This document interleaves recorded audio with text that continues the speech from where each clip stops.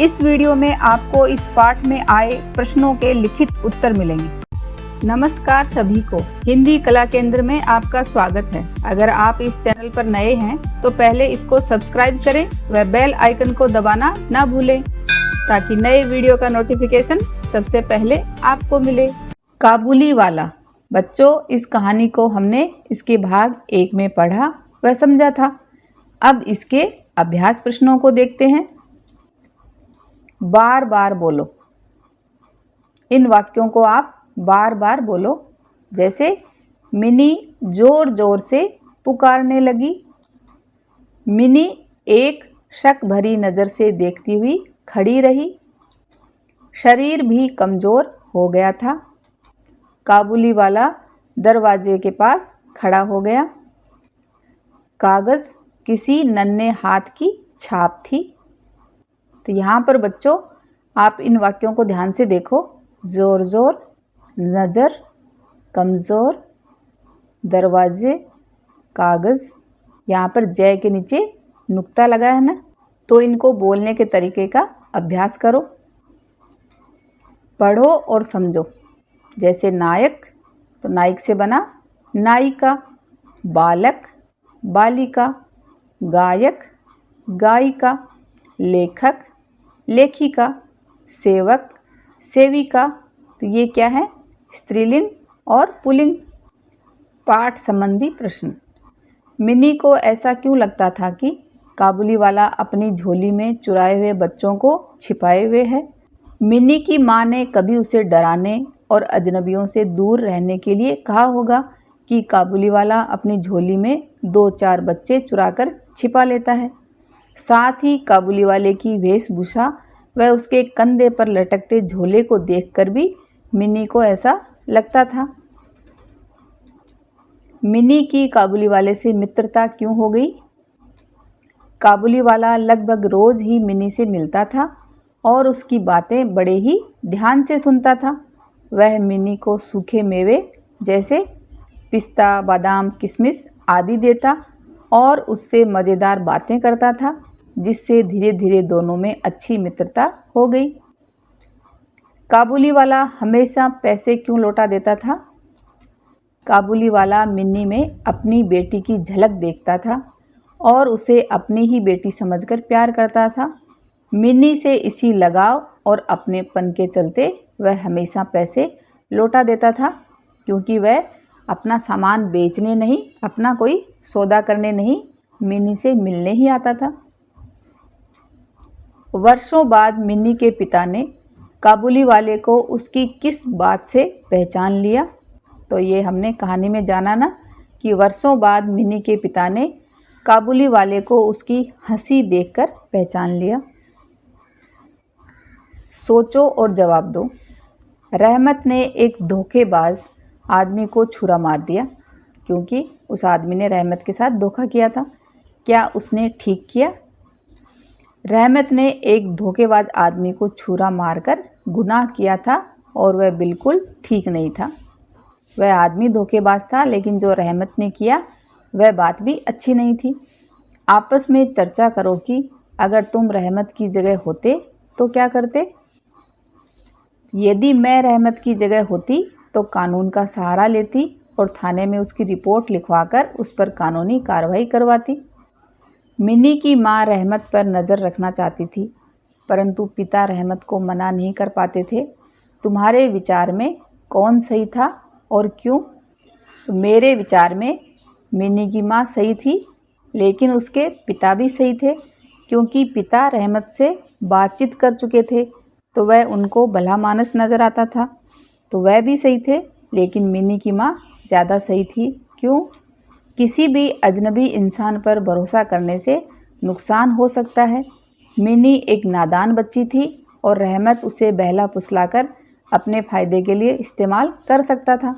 इसलिए मुझे लगता है कि मिनी की माँ अपने कर्तव्य निभाते हुए रहमत पर नज़र रखकर अपनी बच्ची की सुरक्षा सुनिश्चित कर रही थी। मान लो तुम मिनी हो।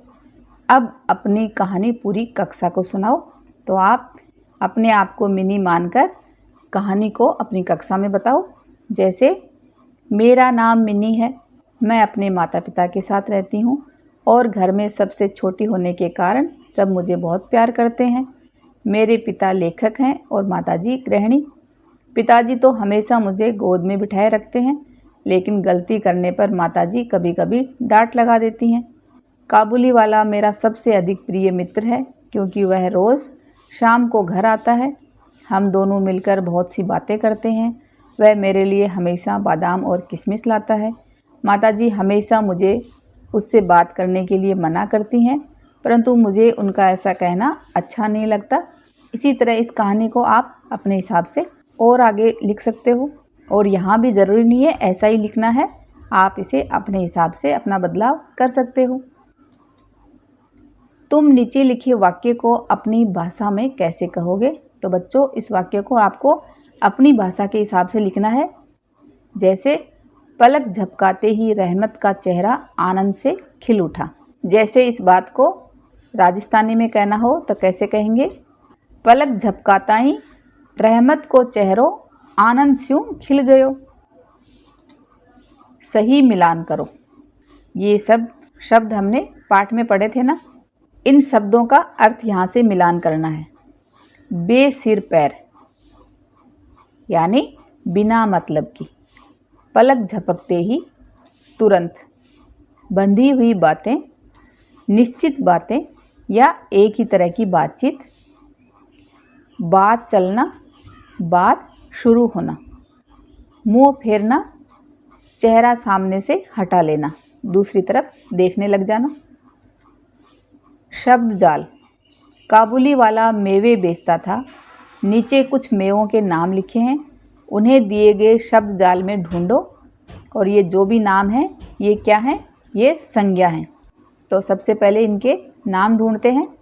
जैसे छुआरा, ये सब खाने के सूखे मेवों के नाम हैं। अगला है बादाम, काजू, किशमिश, अखरोट, ये सब नाम क्या हैं? संज्ञा। इनकी यानी इन संज्ञा शब्दों की विशेषता बताने वाले शब्द विशेषण होते हैं, तो उसे भी सोचकर लिखो। तो बच्चों, ये लिखने से पहले आप मेरा ये वीडियो देख सकते हो, जिसमें बताया गया है कि विशेषण किसे कहते हैं, विशेषण कितने प्रकार के होते हैं, और उनको उदाहरण के साथ समझाया गया है। उसके बाद आप इन संज्ञा शब्दों की विशेषता बताइए। जैसे पिस्ता रंग में कैसा होता है? हरा रंग या कठोर। इसी तरह किशमिश मुलायम, मीठा। अखरोट कठोर, स्वास्थ्यवर्धक।